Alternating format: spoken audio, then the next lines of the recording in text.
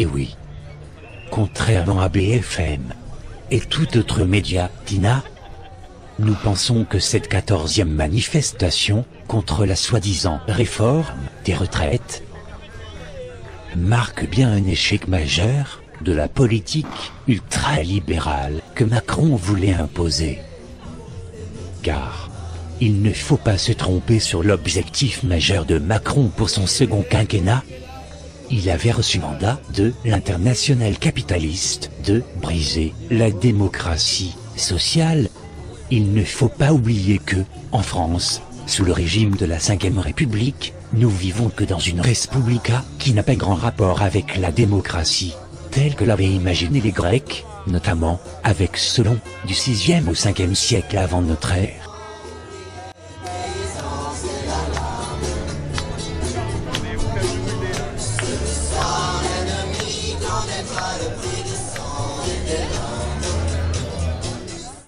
Notre 5e res publica, comme les précédentes, voudrait donc s'appuyer sur 4 piliers que l'on imagine démocratiques.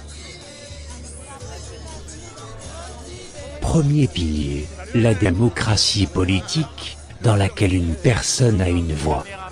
Deuxième pilier, la démocratie sociale, qui donne la parole aux groupes, syndicats, associations, territoires.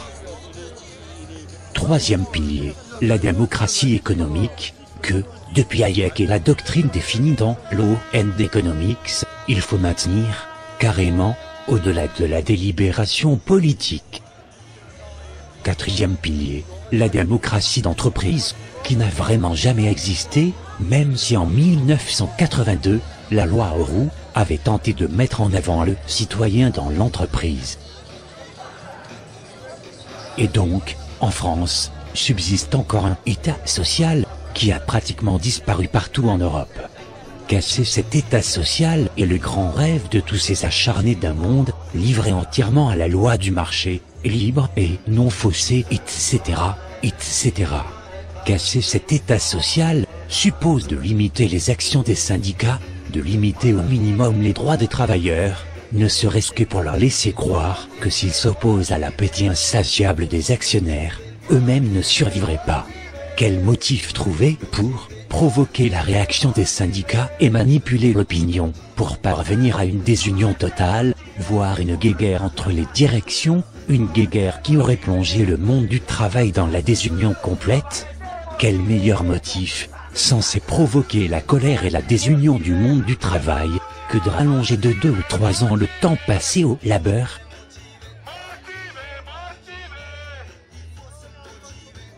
C'était donc là un excellent moyen de provoquer une désunion syndicale, de scinder définitivement les organisations jugées révolutionnaires, et les autres, censées être plus proches de ce que l'on nomme la gauche d'accompagnement. Mais, depuis le 19 janvier 2023, les syndicats ont fait bloc devant cette agression. Et lors des 13 autres manifestations, la CGT, FO, la CFDT, la CFTC, UNSA, Solidaire, la FSU, la CGC-FSE, toutes ces organisations ont défilé derrière la même bannière. Pour la première fois depuis longtemps, les acteurs sociaux du monde du travail ont clairement dit non, non à cette réforme des retraites. Il n'était plus question de signer un accord avec le patronat, accord qui lui était, ensuite, validé par le pouvoir politique. Et, donc, notre président de la République a voulu bien montrer que c'était lui le patron. Pas question de céder quoi que ce soit sur son projet de départ à la retraite, repoussé à 64 ans. Il voulait démontrer qu'il n'en avait rien à faire de la vie des syndicats.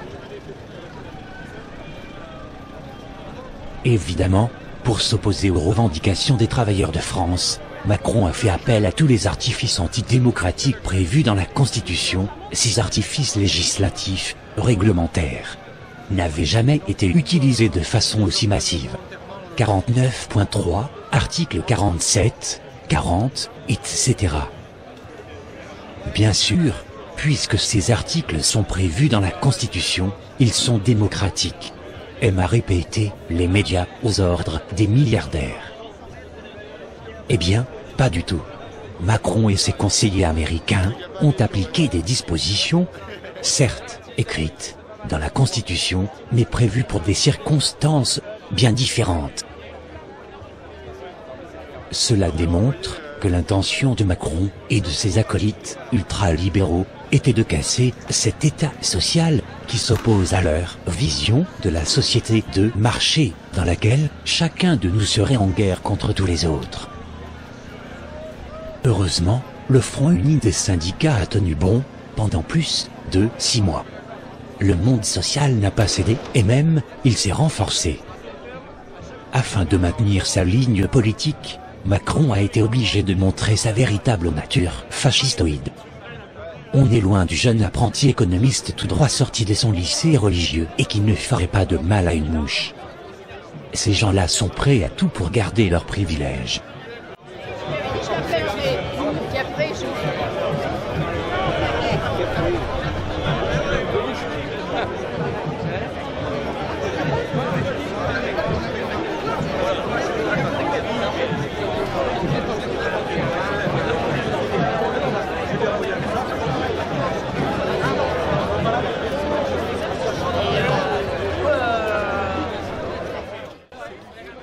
Une autre conclusion est à tirer des événements des 6 et 8 juin 2023.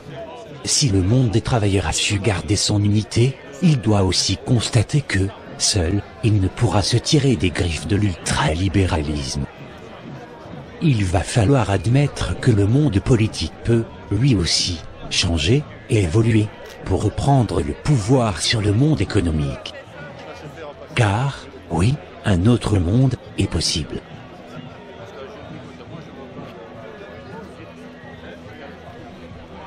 Donc, ce 8 juin 2023, aucune page n'a été tournée définitivement. Au contraire, s'ouvre le dernier épilogue de cette politique définie dans les années 70 aux USA avec Reagan, en Angleterre avec Thatcher et en France avec Delors et la partie du PS acquise aux thèses de Carl Friedrich von Hayek et Milton Friedman.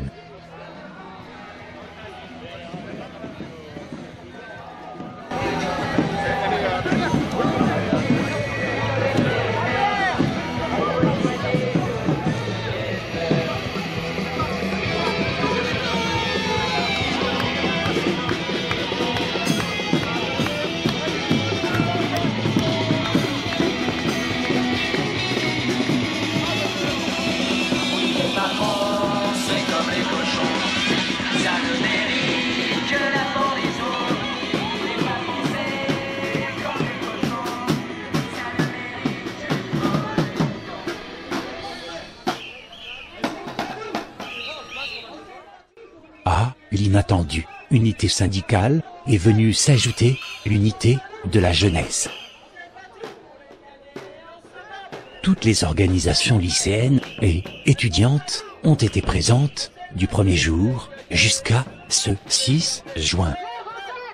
On remarquera que, parmi les jeunes manifestants, ce 6 juin, on ne voit pas de jeunes, de noirs vêtus et encagoulés.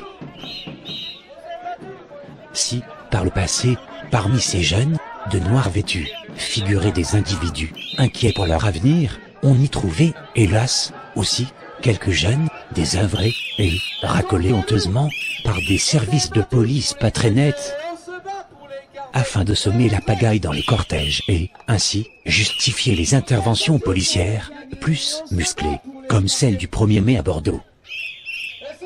Il faudra, à l'avenir, tenir compte de cette possibilité dont dispose le pouvoir macronien, provoquer des incidents afin de déstabiliser l'unité syndicale. Certains dirigeants syndicaux ne sont pas prêts à encaisser des violences policières et peuvent être tentés de rentrer dans leur rang.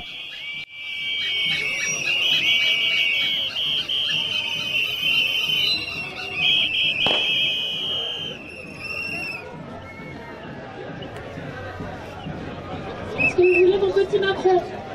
Ah oui! Bon.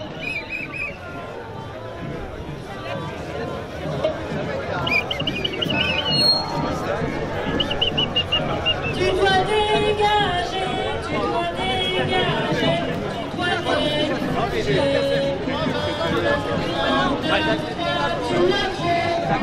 T'as pas de glace, t'as pas de...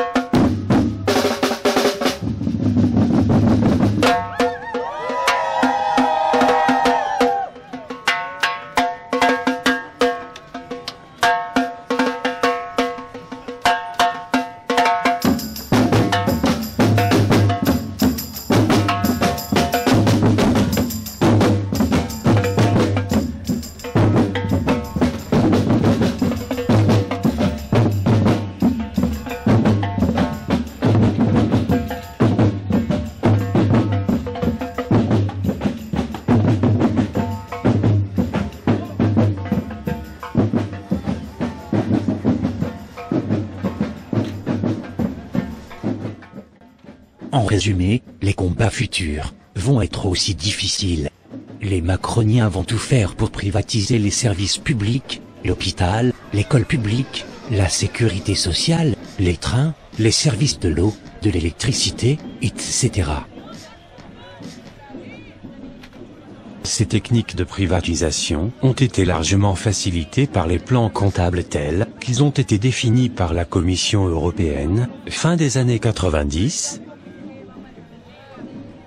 En effet, la Commission européenne avait sollicité un modèle de plan comptable auprès d'une agence londonienne, qui se fit un grand plaisir à y répondre.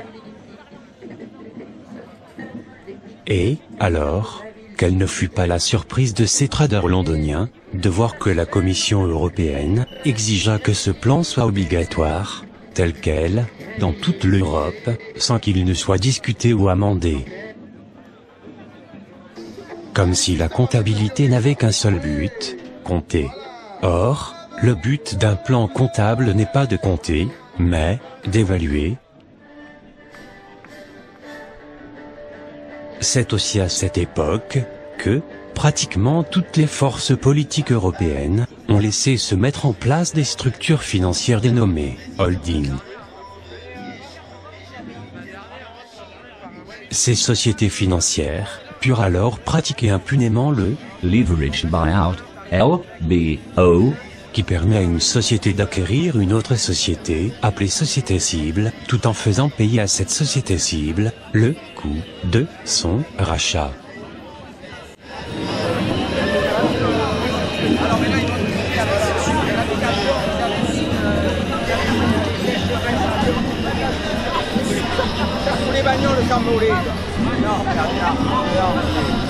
Alors, effectivement, il y a peut-être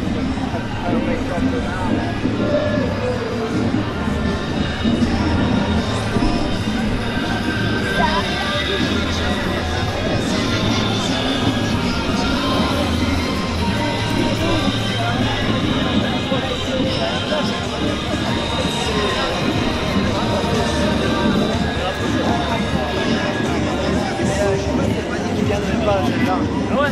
Ouais.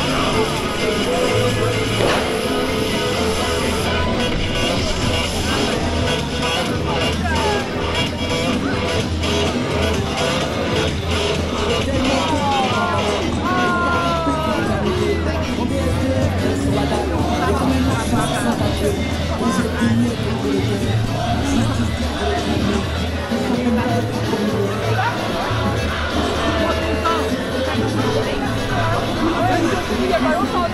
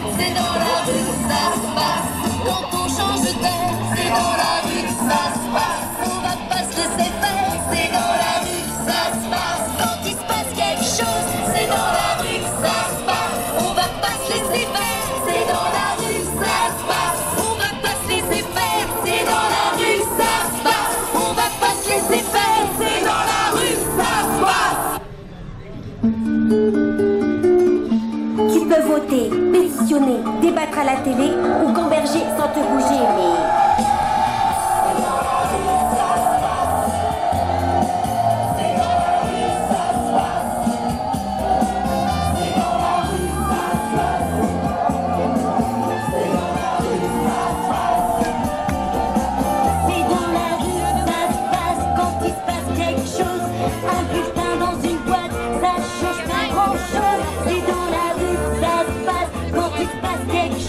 C'est dans la rue que ça se passe, quand revient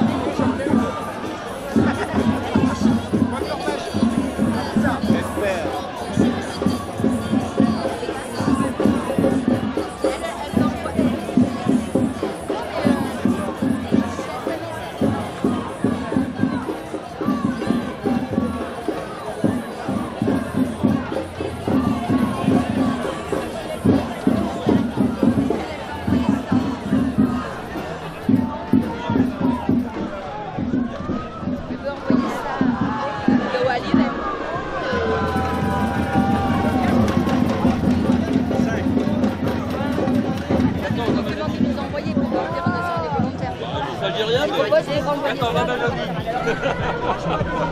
On a fait quoi?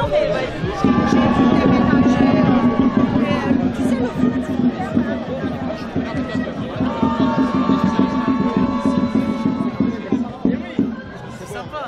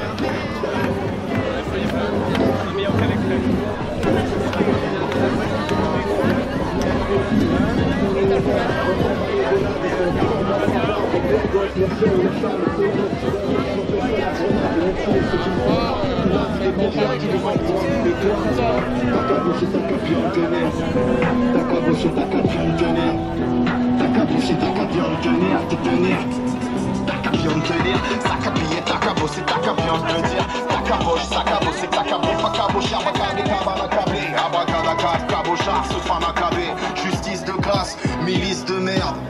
Il se peut que t'aies déjà peur d'eux, mais quoi qu'il se passe, tu risques de perdre. Pour peu que t'aies pas déjà perdu, alors autant se battre un peu, autant se débattre un peu.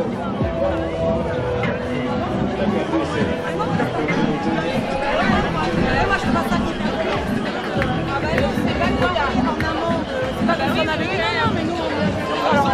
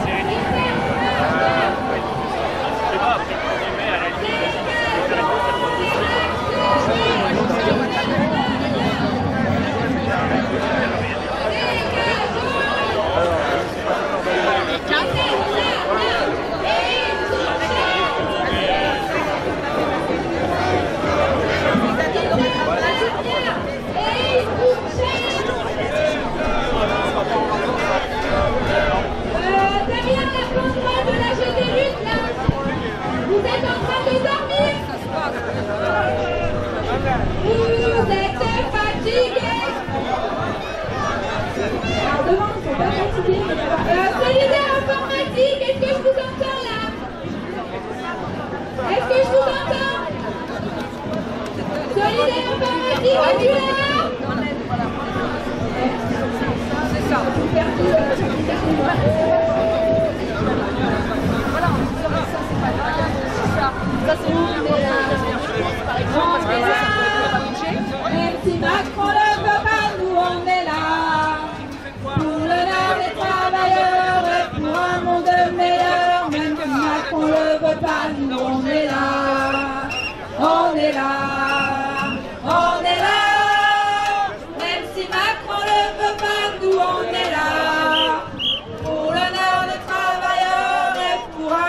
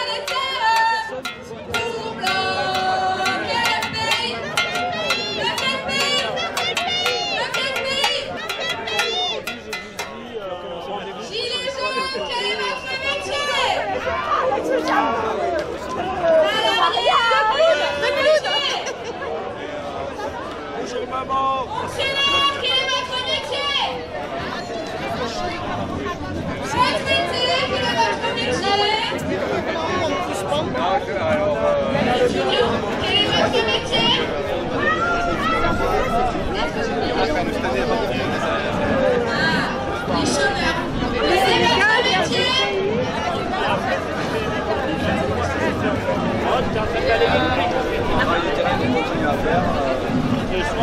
que je pense, mais c'est vrai que par rapport aux ouvriers,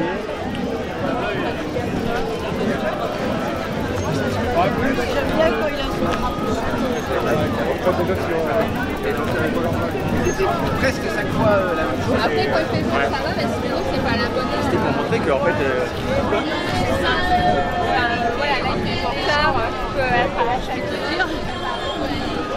On n'a pas eu un nombre, mais bon.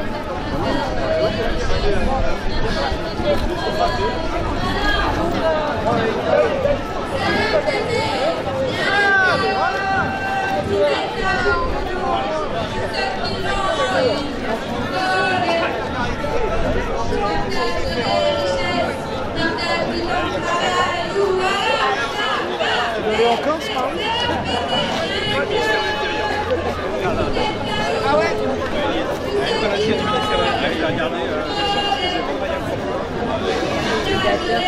La maison de 1000 €.